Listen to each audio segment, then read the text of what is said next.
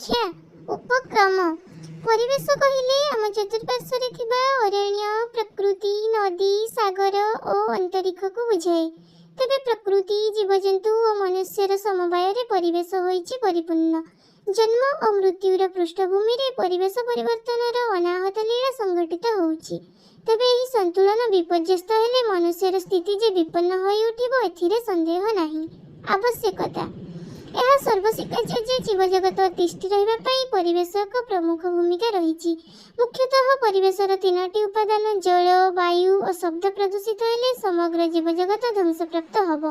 तेणु एगुड़िकर सुरक्षा एकांत जरूरी।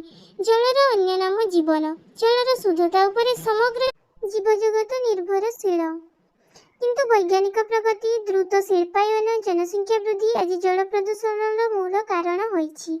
विभिन्न शिल्प कारखानार वर्ज्यवस्तु और विषाक्त रासायनिक पदार्थ सहरांचल आवर्जना आज नदी जल में मिसी जल को प्रदूषित करुछि। एहार सुरक्षा आवश्यक।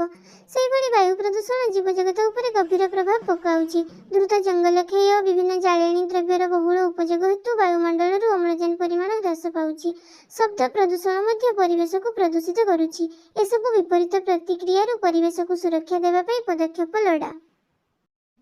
उपसंहार परिवेश सुरक्षा एक जरूरी आवश्यकता। परिवेश प्रदूषण हेतु बहु क्षयक्षति घटी सारिलाणी। नानाविध दुरारोग्य व्याधि व्यापिलाणी। विरल जीव क्षय होई प्राकृतिक संपद हीनश्री हेलाणी। आमको परिवेश सुरक्षा प्रति दृढ़ मानसिकता पोषण करबाकू हेबो, नचेत एहार मंद फल मानव समाज को ही भोगिबाकू हेबो। समाप्त।